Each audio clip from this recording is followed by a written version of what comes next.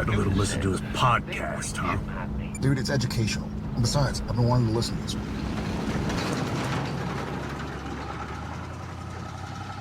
Welcome to Idling in the Impala, a podcast by and for lovers of supernatural and the fan fiction it inspires. Before we begin, just want to remind you to like, subscribe, follow wherever you listen to us so you don't miss any episodes or bonus stuff that we do. I'm Sandra. I'm Karlee, and we are coming at you live from Ranking Rehab. Shh, don't tell anybody we snuck contraband in. We might have a problem, guys. We might have a problem. Oh, we do have a problem because we don't even know how to fucking rank it. There has been quite an intense debate over who said what and how this should be done. And My I thought stomach's I was getting right. in on it too now. It's like, no. My stomach's Sandra's tummy has feelings about this as well. And I had to wake Jinx up to make sure that he wasn't dead, so he's pissed off too. This is like, if we're in Ranking Rehab, we are cold turkey. We are not having a good time, but we are not in Ranking Rehab because nobody hit us up with any links. So we're going to keep ranking. No, you can't stop us. Ha ha ha ha. Way back when we did a trilogy of episodes that coincidentally all ended up being called My Top is Your Bottom or My Bottom is Your Top. But basically, we grouped the seasons 1 to 5, 6 to 10, and 11 to 15. And we did the top 10 and the top bottom, the top 10 and the bottom 10 episodes of those groups of 5 seasons. And that was fun and cool and stuff. And me and Sandra found out that we have different feelings on Mystery Spot and fan fiction and other episodes, you know. But it's fine. But then I was like, that was fun. But what if we ranked the seasons individually? What if we picked a top and a bottom episode from each season? And Sandra was like, yes. And then I was like, we can't do that all in one go. It will be fucking enormous. So I can tell you need Ranking Rehab because you totally forgot that we also did the ranking of all of our top and bottom rankings to do a definitive top and bottom. Oh yeah, we did an all-stars ranking as well. Help us, guys. We need help. Take Wikipedia away from us and bullet point lists. We need help. After some intense back and forth about what should and should not be Seriously, included. my stomach is not shutting. Sandra's tummy says, it's food time. Hurry up. Happy. It is not happy. Get on with it. Yeah. There may or may not be some passive-aggressive strike-throughs that it turned out I was wrong to put in there. But we have managed to pick a top and a bottom episode from the first 5 seasons of Supernatural. We were going to do all 15, but we thought we would spare you guys the absolute horror show that would be.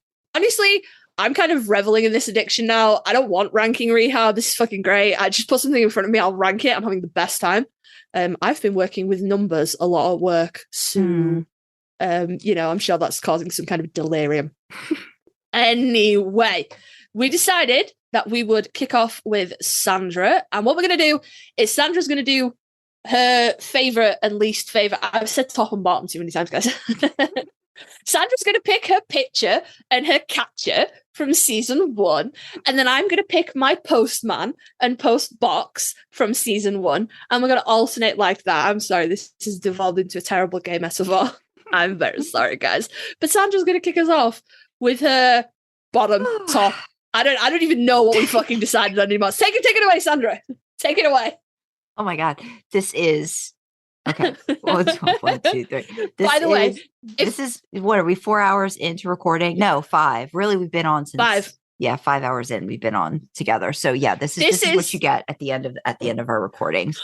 This is the episode. If you have been on the show and you are thinking about recommending coming on the show to any of your friends, send them this episode of the absolute clusterfuck that is the start of this episode and go, don't be nervous, they're idiots. Like, this is how we are all the time. Just, we try and keep it off camera sometimes. Yeah, sometimes we just couldn't manage this time. And seriously, I do apologize if I cannot edit out the sounds of my stomach because I can't hear your tummy roaring right now. And I'm just like, this is not good. Is it lunchtime? No, I'm good for another hour. I don't know why it's deciding to be so vocal right now. So I'm not sure. But... It's because you were wrong about Supernatural one time, and now it's pissed in protest. Oh my God. The information about that will be in an upcoming episode. Yeah. That might be it. Okay, please quiet down. Please quiet down, or I'm not going to be able to record. Okay. Dixie. So yeah, hopefully the mascot helps us out too with some noises. Okay. Season I'm 1. gonna have to. Yeah. go. My bottom episode Mhm. for season 1 is Bugs. Yeah. I will say there's some scenes when I go back of Sam and Dean that I do like, but the legacy of this episode being one of the worst ever, unfortunately, has colored it in a not so great way for me. So it will be my bottom for season 1. That's My the one where top- Jensen got stung on the ass, isn't it? Maybe. Or am I? It was either that one or it was the one with the witches. That narrows it down. The married couple witches where they were fucking up the town to get back at each other because there was bees in that one. Oh, okay. Which one it was? I thought those were CG. Those were definitely Yeah, well, CG in that one. Yeah, no, the bees in Bugs were CG, but I can't remember if it was Bugs that they tried to use real bees and they were like they didn't show up on film. I think, or if that was the witchy one. No, I think so. For Bugs, I think they started with real bees and then they ended up having to CGI bees because they didn't show up on camera. Then feel Bugs like is the episode where Jensen got stung on the ass. Oh, poor Jensen. Oh, did you not know? I may have heard it and just forgotten about it. So poor Jensen. Send you a YouTube link. Poor Jensen and his bum. And his bum. The top bum episode is just the pilot. It's the introduction to the show. There's a lot of great lines that become go-to, like jerk bitch. I think it's the only time you think Driver picks the music. The only time you hear Driver picks the music. Shotgun just is cakehole, but it's like just one of my things that I absolutely love and adore. Yeah, just the introduction to it. I just think it's, you can't, I think you've said this, you can't have Supernatural without the pilot. So for this specific instance, I will say top is pilot for season 1 for me. Yeah, that's interesting because it didn't even make my cut. Look at that. Didn't even make my cut. And I am the one that's like, we wouldn't have it without that. But it's for a new day, new rankings. It's if we kept ranking the same episodes, that would be boring. So we picked different episodes. So my bottom for season 1 was Something Wicked, which is the episode where the kids are getting sick, and it's that monster whose name I can't remember. Striga. The Strega. We call it the Strega. La Striga in Italian, I think. Yeah, the witch. Oh, is it like an actual like a law thing in Italy? Yeah, they have. Yeah, I think it's just another way to say it because they basically have the similar ones, whichever one they were talking about. Striga, I think they spell with an I, and for us, it's an E in Italian. Yeah. Oh, yeah, that's interesting. Look at that real life log, guys. Look at that. Yeah, so it's they rock up in town, and it's the witch thing is sucking the life essence from all the children. And the motel they stay at, there's a little kid, and his little brother has been got, and he's in the hospital. You find out that this thing attacked Sam when Dean left on his watch. And this is, even though we're still in the first season, this is where we get to see the real weight that was placed on Dean as a literal child, and how even all these years later, he still feels so guilty over it. And it's not a bad episode, but it makes me sad. Oh, it makes me sad, and that's why it's in the bottom. Because, I mean, hell, if I kicked out every episode of Supernatural that made me sad, I'd have like 5 left. But that one just, if we're going to, I'm looking at our takes. I wonder if you're gonna. I think we've gone different places. Yeah, we did go different places for a change. Yeah. So I would say my bottoms are probably episodes that make me uncomfortable to watch, as opposed to bad episodes. But we'll see. We'll see how they shake out later down the line. And my top probably should have been the pilot, but it isn't. It's the Benders, because they never fucking come back to it, and it's such a great humans are the real monsters. And I really they come back to it one time with the feral kids in the basement. I forget what episode it is. Do you know what episode that is? Oh, that's Family Remains. Yeah. So that's the only other time that they come back to, it was people all along. They do it again a little bit in season 13, I think, with Breakdown, where the guy that's in charge of the monster auctioning, it's a dude. Oh, yeah. That's a bit different, though, because there's still monsters involved. There's I would monsters argue. involved, yeah, but I guess it's just the fact that the person, the responsible for all of this is a human, like the continuation of that. Yeah. Okay, so it's a vastly untapped resource, let's say. It happens a couple of times. But no, I think where it sits in season 1 against all the Monster of the Week episodes that happen, and then you just have this like bang, it's people. And you can see that it really throws Sam and Dean. They're just like, that people are not supposed to do this. And it's one of my favorite episodes. So my runner-up would have been the pilot for sure. Didn't you pick this as your favorite Monster of the Week? Yes, Avengers? I did. Yes, you did. You did not say that I had to exclude Monster of the Weeks. No, I didn't say that. No, I didn't say that. I was just checking. I was like, I think you've mentioned this as like your favorite. It was your favorite Monster of the Week episode. Yeah. It made my top 10 list when we ranked them as a group. It made my Monster of the Week. Carly's getting very upset with me because I have stipulations about ranking, and it hasn't gone well. No, it's not Sandra's fault. I didn't read the message properly. So I undid all my rankings and replaced them, only to find out that I only needed to replace one of them. But it's not Sandra's fault. It is my fault because I didn't read the message properly. But I'm not telling you have to do anything else different. You're okay. You're okay. It's fine. I was just checking that it wasn't like this could not have appeared on any ranking. But no, I always think there's something really, really interesting about people are the real monsters. And especially when you put that against a backdrop of like a dark fantasy show like this, I'm always like, oh, it's just a little, just a little bit of reality that I'm just a fan of it. Yeah, I just like it. So it's Something Wicked is my least favorite, not because it's bad, because it makes me uncomfortable. And my most favorite for season 1 is The Benders. Okay, back to Sandra. Season 2, Google Docs.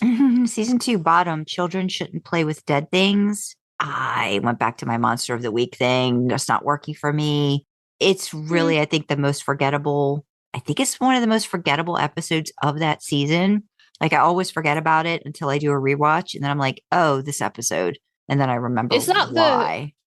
She's a zombie. She comes back as a zombie. Yeah. Is there not a thing about Mary's grave in that episode, though? There is. Yeah. I didn't know that would persuade it for you. Well, I think it's kind of like the reason why, like, Bugs, like, for me, like, I rewatching it, I still see there are scenes in it that are good scenes, but the episode itself, it's just so forgettable. Yeah. I just didn't like it. Yeah. And then my top is What Is and What Should Never Be. Should not be surprising. It's the Jin episode, Dean and his dream state. Why do you want him to be sad? I don't want him to be sad. He's not sad in the beginning. Again, Karlee, he's not sad in the beginning. He's trying to figure out what's happening. And then he gets sad because he realizes he's got to do things he doesn't want to have to do again to get out of the situation.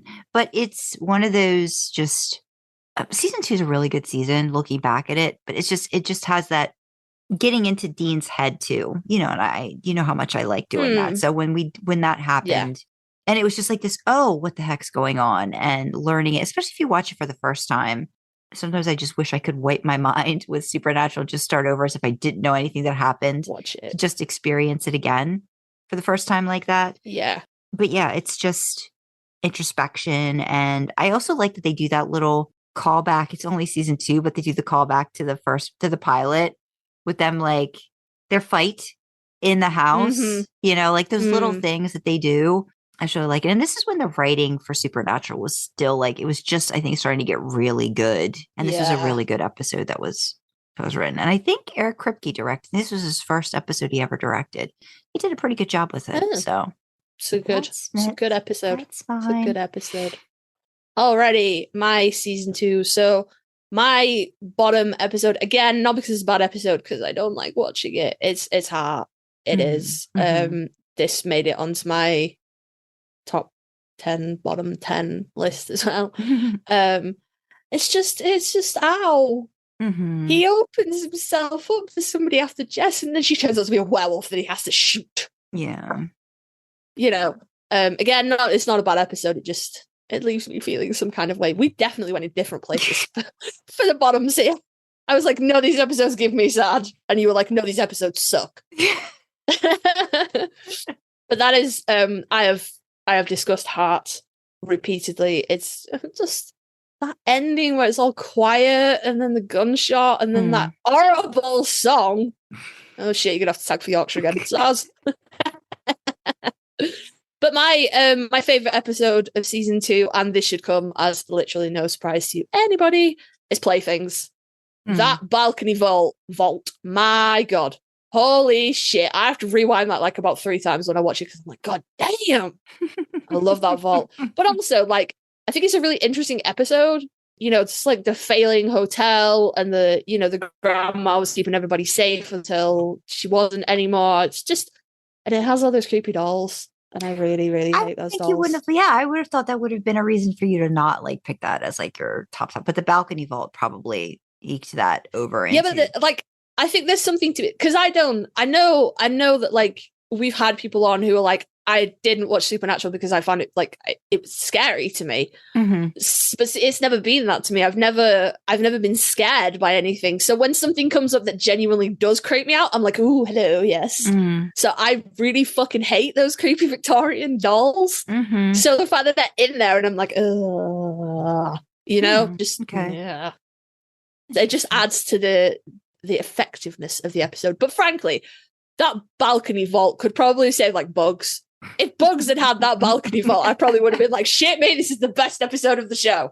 Howard leaping over a balcony into a pool will save a whole heap of stuff. So I know who I am. I'm a shallow person. But yeah, that is for season 2. Okay. Sandra, season 3. Season 3. So my bottom is Malleus Maleficarum. It's the witch episode. The suburban witches. No, that's not the cupcake one. I know what you mean, but one of them is actually a demon. Yes. One of them's a demon. Ends up like knowing Ruby 1.0. There's scenes that the scene at the end of Ruby and Dean and Ruby talking about hell and what he can expect and stuff like that. Like, again, it's a really good scene in and of itself. And there's some good banter with Sam and Dean in the beginning, but the witches and the demon storyline, I just wrote, I don't know why they just they couldn't seem to get witches really, they couldn't get them right for a long time. I think they sort of did with Rowena, but and the whole episode, it just, I don't know, like misogynistic undertone. Like I've said this before, season 3 Dean uses the word bitch a lot when he's talking to Ruby and Bella. And I get the hate for it, but it just seems like they were leaning so far into it that it kind of like lost me. And all of the witches, all the suburban ladies all have that supernatural outfit on with like the low rise jeans and the tight top, and it's all a little bit of midriff. It just seemed kind of lazy almost in and of itself. So yeah, I didn't particularly care for that one. So that's fair. My top, so I did not include my top pick for the season 1 through 5 previous episode, which was Mystery Spot. I took that out of the equation. So then for my top, it was Bad Day at Black Rock, just because it's funny. It's just funny. I just like many of the things about it. Why are all of your favorite episodes where Sam is being put through the ringer? Why? Oh, it's so cute when he's like, "Oh man, come on!" Like when he's looking at the air conditioner starts to light up and it's like it's a fire. He's like, "Oh no, man, come on!" It's so cute. He's so puppy dog in that. He's so puppy dog. I love it. When he lost his shoe. Oh, I lost my shoe. It does have. It's not a blooper, but the ending of it when Dean realizes that Bella that's really good too. Stole the scratch off, and you can see Jared fully about to lose it, and they just cut it off in time. I've played that for Ted. I was like, "Did you know?" And then he's like, "No, what? Show me." I'm like, "Watch Jared. Watch Jared." He's like, "Oh," he's like, "Oh yeah." I'm like, "Yep." He broke. He broke. Yep. That was He just broke. It is real funny though. Yeah. It is real funny though. It's a really funny, and it's got a good, I mean, it's a good introduction, I think, to Bella too in that episode. And yeah. Some episodes just have a really good rhythm to them. And that one has a really good rhythm to it. You know, it's an episode I wish would last a lot longer. And Dean is just like a pig in shit. He's just rolling around, having a good time. He is just like, I mean, like when they win the whatever Biggerson's thing, like the picture and his just smile. There's so many. It's one of those needed breaks because I feel like it's pretty soon in the season, and I think there's already a lot of heavy stuff that's happened. And granted, it's not good. The hunters are going after Sam to kill him because Gordon told them to, but the premise in and of itself just ends up being really funny. Yeah. It's good. Sorry. You know how I am with Sam and yeah. I think it's interesting how we view episodes so very differently. Like, this is a great Dean episode, and I'm like, this is a sad Sam episode. Again, what the fuck? That's why we're here to balance each other. Like, wait, did you forget what happened at all? Yeah, apparently I did. Yeah. No, I don't mind Bad Day of Blackrock, to be fair. Good. I'll let you off for that one. All right. So for season 3, my bottom is Red Sky at Morning.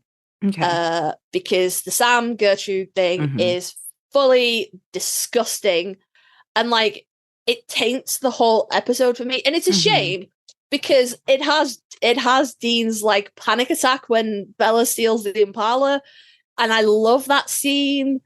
But it's all just ick. It's all just tainted by the Gertrude Sam subplot, if you will. That I just like I can't even enjoy like the boys in tuxes or like Lauren Cohen in that beautiful dress. I'm just like, yeah. So yeah, again, we've gone with an episode that makes me uncomfortable rather than an episode that is truly bad. But I kind of struggled to pick a top for this season, and I think it's probably because to my eyes, it is quite a Dean heavy season. And you know, there's nothing wrong with that, but I like episodes where Sam sue me. Nothing was really leaping out at me, you know. When I think of season 3, I think of, you know, all the things that Dean does when he's counting down to his deal. So my top was Time Is on My Side, which is the episode where they find the scientist, the mad scientist dude that's like chopping people up for organs. Okay. And Sam's like, look, this could help. And Dean's like, are you crazy? You know, and they have that whole like back and forth. And Sam's like, well, I'll do it too. And we'll just be immortal.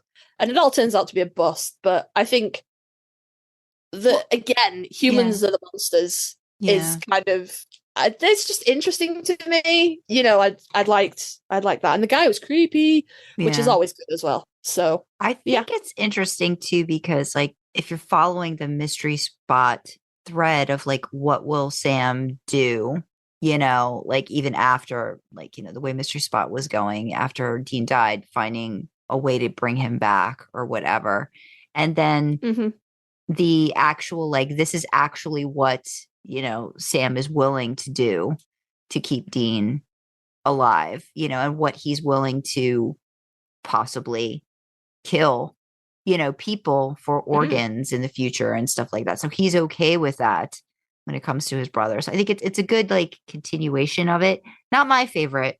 I don't really like the body stuff. So like, you know, like, oh yeah, that's fair. That was kind of like, eh. And I also think, isn't this the one where Bella dies, right? Like this is the end. Like this, it's also wraps up the Bella storyline, I think, in this one. Yeah, maybe. Yeah. I don't remember. Yeah. I've watched the show 5 times through, Sandra. I don't remember. Yeah, maybe. I was we need to work on this, Karlee. All right, I know. I always go back and forth on Bella because on the one hand, she's a real interesting character, but on the other hand, they just kind of, I don't know, they just kind of demoted her to like token hot girl, and I wasn't really in for that. Well, so it's kind of like, I don't think that's what was supposed to happen with the character, though, too. But again, I think. I think if you have an actress like Lauren Cohen, you use her properly. You don't just make her like this inconvenience. I wonder if the fandom had a lot to do with this too. Like I always feel like there's situations where certain characters come up and they Oh yeah, because get relegated. Sam had a nice dream about Bella, so obviously that probably sealed her fate, didn't it? Yeah. I think a lot more could have been done with that character. She was kind of like, Oh yeah. I don't know how to describe it, just like a plot convenient like thing, you know? Yeah. Whenever anything seemed to be going well, oh well, shit, let's just bring Bella back for an episode and fuck some shit up, you know? Yeah, and I feel like because this was also like the writer's strike season, that they probably had other thoughts for her character, but then stuff just got truncated, and they had to just squish everything. And I think, yeah, that's fair. Yeah, but I also think too, probably like she had a quicker ending than probably was originally intended. But I guess we'll never know for sure, but we can speculate. We'll never know now. Yeah. Okay, so season 4, I am not including my bottom pick, which actually Karlee just referenced a little while ago, Family Remains. For season 4, my other bottom would have to be Metamorphosis. It is not the best to be continued two-parter. Again. Is that the Ruguru episode? Yes. Yeah. Monster storyline. Just didn't care. Definitely parallels. Brother stuff's good.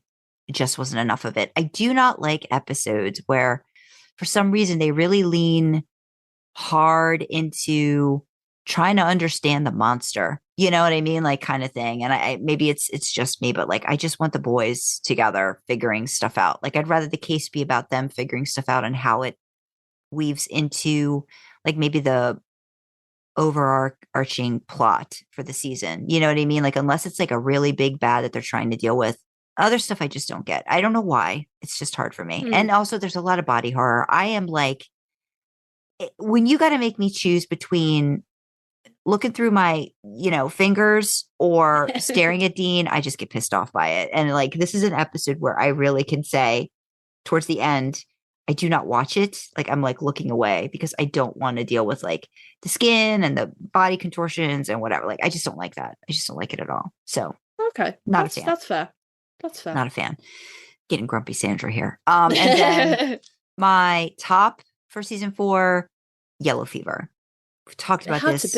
Talked about this so much. Nothing needs else to be said. We just talked about this for 10 minutes in another episode. It's just it's one of those almost like perfect episodes, I feel like. Because like every moment is important and is like, it's funny. It's dramatic. It's got scary bits, but it's like, am I haunted? Oh my gosh. I think there's so many good things. It's just, there's so many good lines, So great. I don't even know what that means when he's like talking. Like there's just so much stuff. And Sam Crazy is people, the cat, the snake. It's just so many good things. The little doggy in the beginning. It's just there's just so many good things about it. So yes, it's just a perfect you know what episode. though? That episode really does, all that aside, it gets me in the feels because they show the guy, he's got a kitten at one point. I'm sure he has a kitten. Yeah. And it just makes me sad. It does. Because then you hear about his background and like how he was treated and even how his family didn't stand up for him the way they should have. And they get to the point of it without over exaggerate. Like Metamorphosis felt like it was too much time. And this one felt like it was just enough with the characters. Like even the scene with them visiting the brother of the guy that was killed doesn't seem like it's not necessary and it's just enough. I don't know. That's not always the first thing. It's not the first thing that comes to mind when I think about Yellow Fever, but while we were just going through scenes and I was like, oh no, wait, there was that flashback guy in here. Yeah. And then even how Sam uses it, to his advantage to get him out, to deal with the ghost, afterwards. It's all. I made myself sad. Well, don't, because Bobby comes in and makes things light at the end too, and everything's fine. And they have beers, and Dean thinks he sees yellow eyes, but it's just not, something that's going on anymore. So we'll just pretend. It's so sad though, because he's just othered. He's just killed for being othered, and I don't like that. I know. I made myself sad. Gosh, stop doing that, Carl. We've been here too long. We've been here too long, guys. I've slipped into delirium. No. It's fine. So, my season 4s. I actually found it quite difficult to pick a bottom of this season. I think like if you had to push me and you said things like you cannot take Jared's body condition or the length of his hair into consideration, Karlee, you have to exclude those. Season 4 would probably be like my favorite season. It's a very Sam heavy season, and it's one of the very last seasons that makes fucking sense, that has a beginning and an end before it all goes wrong in season 6. But yeah, I did kind of struggle. But my bottom for this is in the beginning, which is where they send Dean back in time to something Mary and John. I can't remember. But it's just Dean that goes back. And I'm not a big fan of time travel in general. It creates a lot of loopholes and things like that. And like the Terminator paradox comes into play. It's a lazy to me, I think. And I know that they wanted to like expand on John and Mary and all this kind of shit, but I was just like, oh, tell me you didn't have anything better planned for this episode, Oh no, do you really like that one? I really like this one, but this is also a Dean heavy episode. So no, well, there you go. Yeah, there you go. There you go. See, no, it's good. Time travel makes my head hurt, but I always tend to seem to be interested in it. But yeah, it is true. Just it makes me have to think too hard, and then I'm always coming up with, but wait.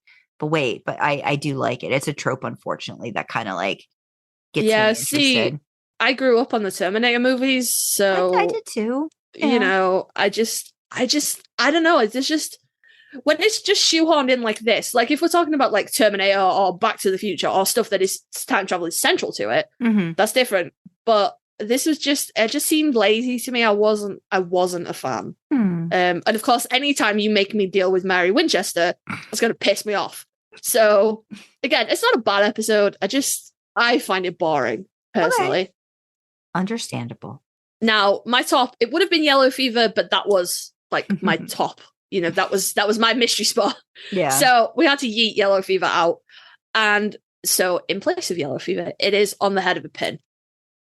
Dean is torturing Alistair and being a badass. Sam comes in all hopped up on demon blood and is a badass. Everybody is a badass.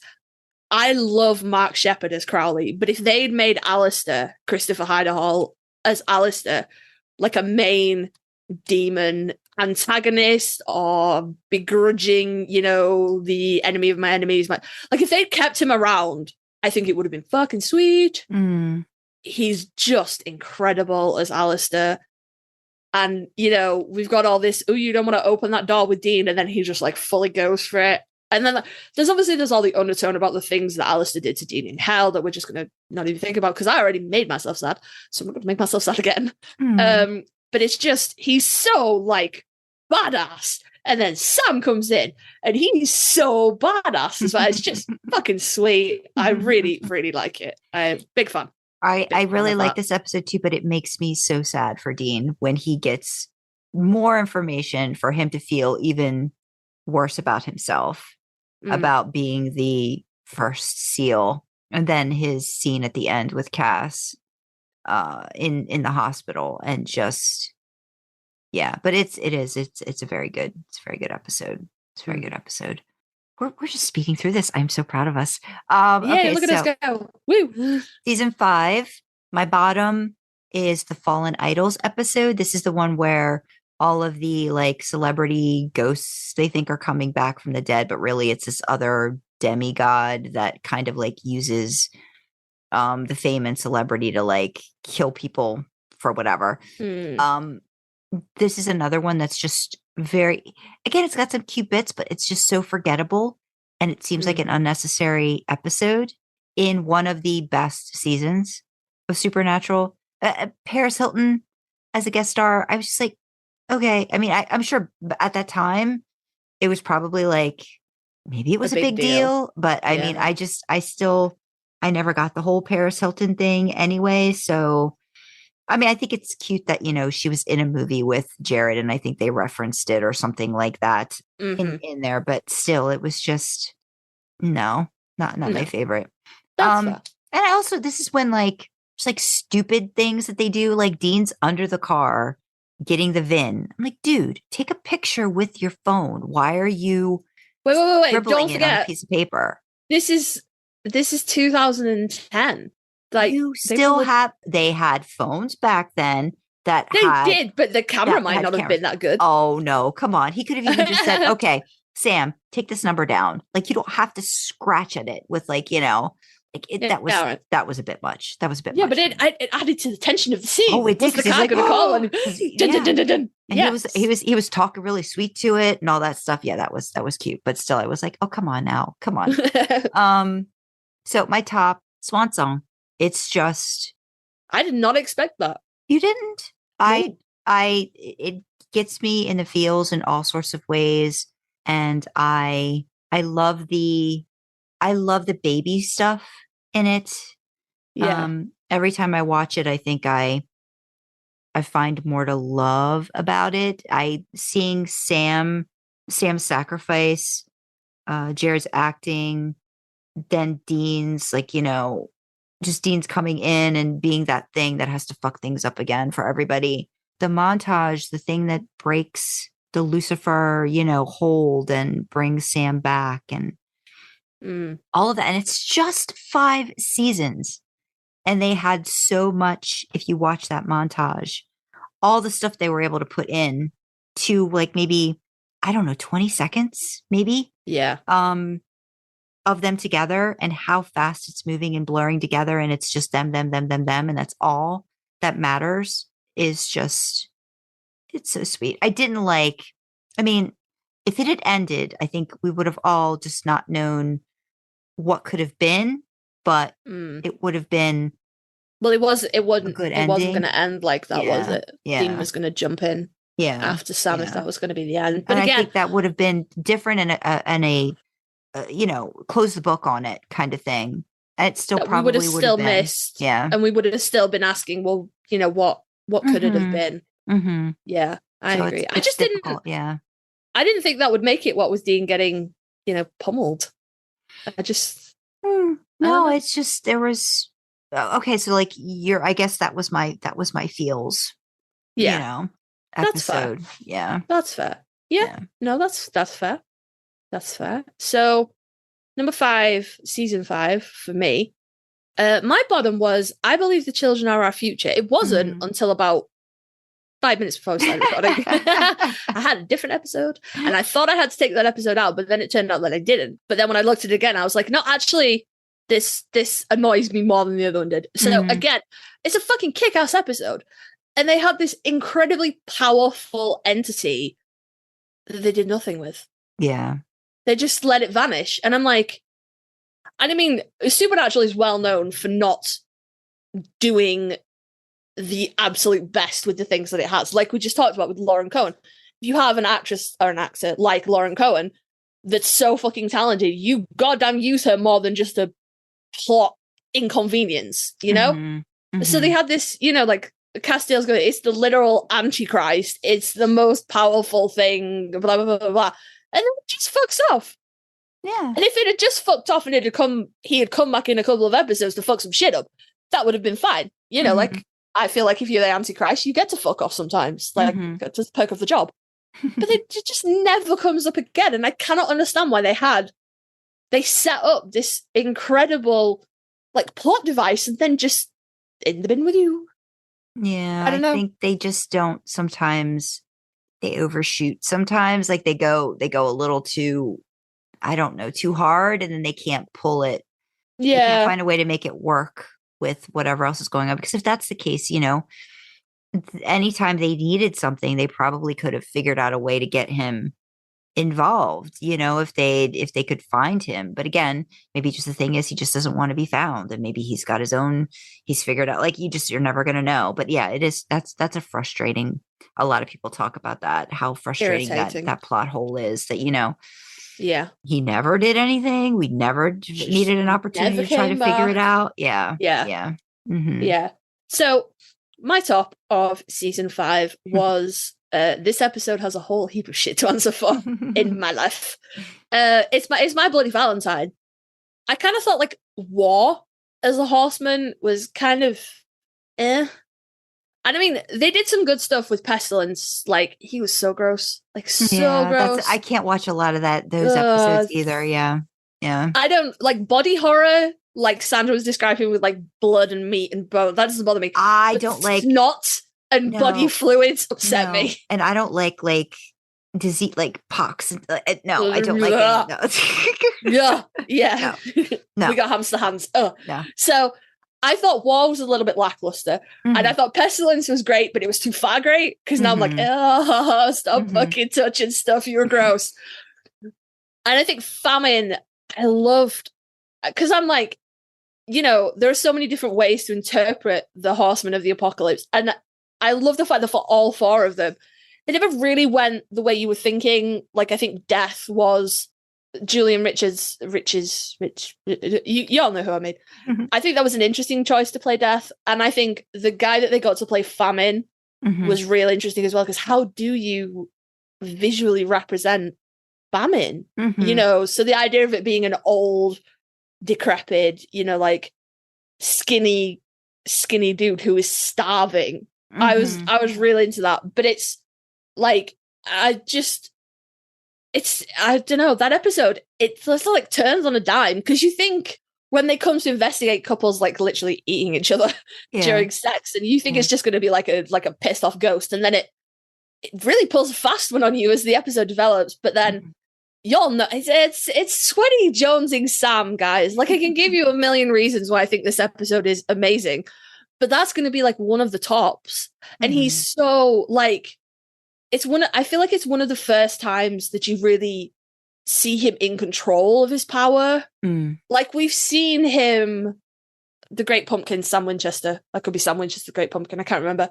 When he exercises Sam Hain, and like seen some of the other stuff, but he's just like, he walks into that diner and he is the dog's bollocks, And I really like that exchange between Sam and Famine, where he's like, you'll never be able to drink too much. You'll never be able to overdose. You are powerful. I just think that's cool. I do. I'm fully here for badass hopped up on blood Sam. And also, this episode is the entire reason that my Demonic Junkie series exists. So I don't know. I kind of feel like it'd be mad at me if I didn't put it as number one, because it would be like, hello, I have inspired all of this. To which I would say to this episode, and look what a fucking mess we've made of it.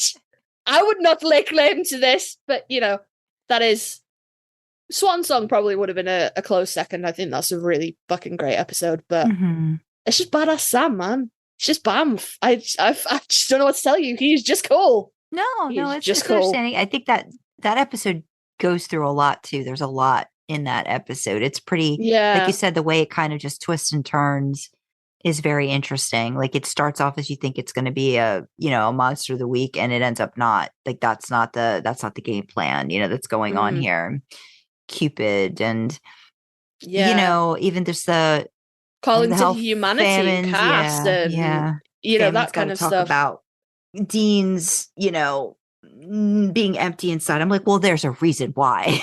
I just don't fucking it's rude for you to comment on, sir. And I just like I said, I think all of the horsemen they're really great portrayals of the horsemen, but they're just like maybe just a little bit off from this societal image of horsemen. And like I don't know, War is the weakest for me. I just think he just came and left, and it was like that was it. And even Famine, I felt like had a little bit more of a stamp on the episode itself, where you kind of find out he's one of the people there, but then he's just gone, and there's like no real reference again. I find the cars interesting. They do pick particular cars for each of the horsemen, that I think is kind of neat. That's the one thing that I think they kind of took some time with too. But I agree, Famine's like he's just the embodiment of visceral. It. It's just so interesting the way that they have him.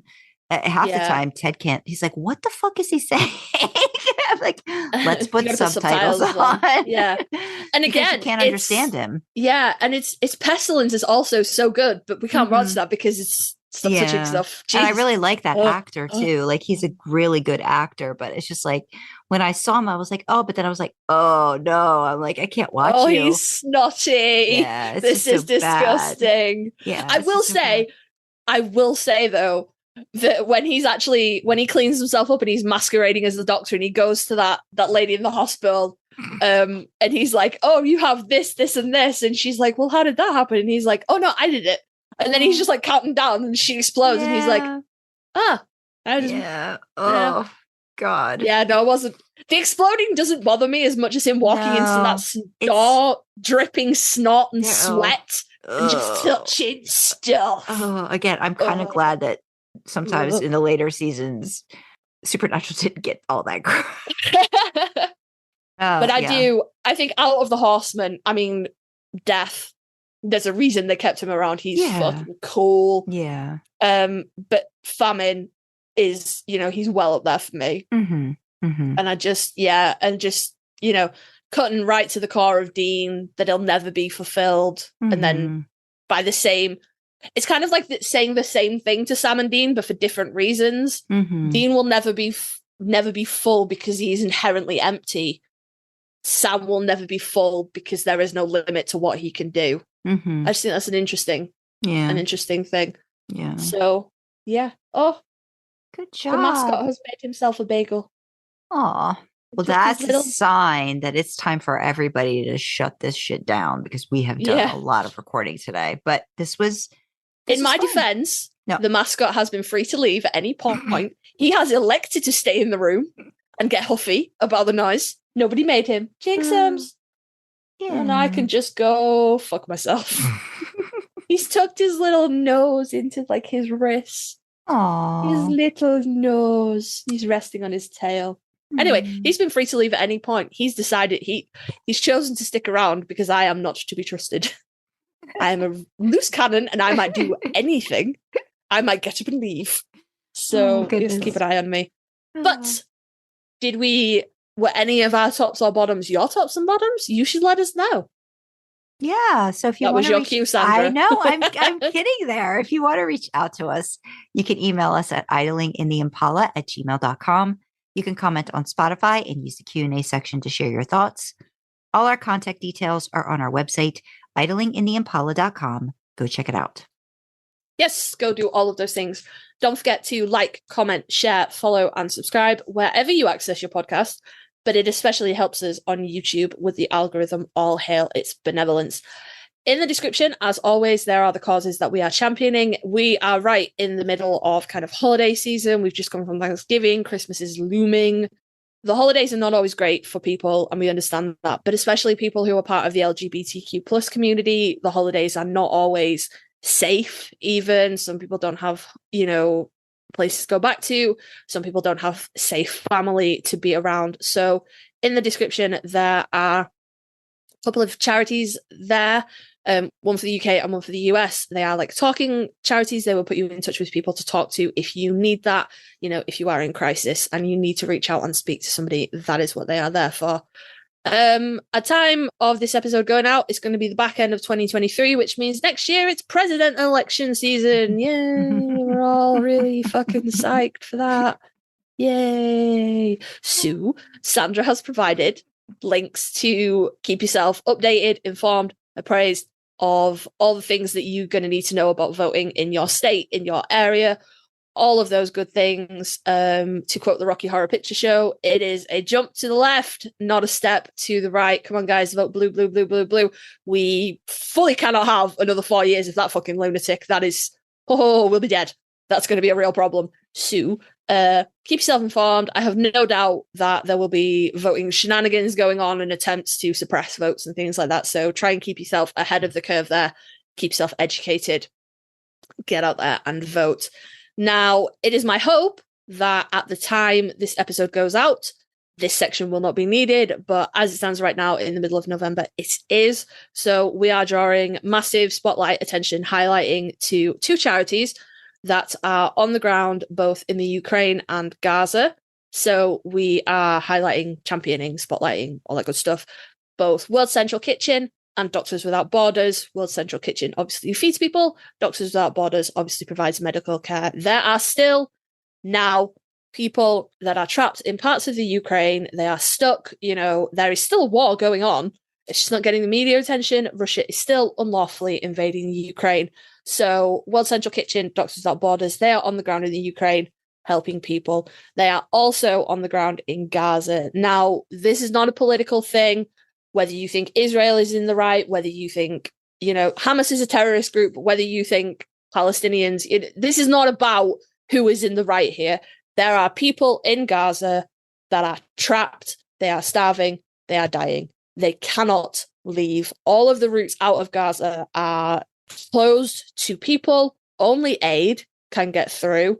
And these are civilians. They did not ask for war. Hamas does not, it is a terrorist group. It is not acting on the wishes of the civilians in Gaza. So this is not a political debate. I don't want to get into a political debate. People are fucking dying, okay? This is a humanitarian thing. So World Central Kitchen, Doctors Without Borders, they are on the ground in both of those places. We have been championing for charities that are helping people in the Ukraine literally since the war started. And we are going to do the same for Gaza. We hope that these will not be needed as soon as possible, but for right now, they are. So if you need help from any of the causes that are in the description, that is what they are there for. And if you can help any of those places, keep helping others. That would be incredible. And with that, we will say thank you for joining us in the back seat, and we will see you next time, guys. Bye-bye. Bye.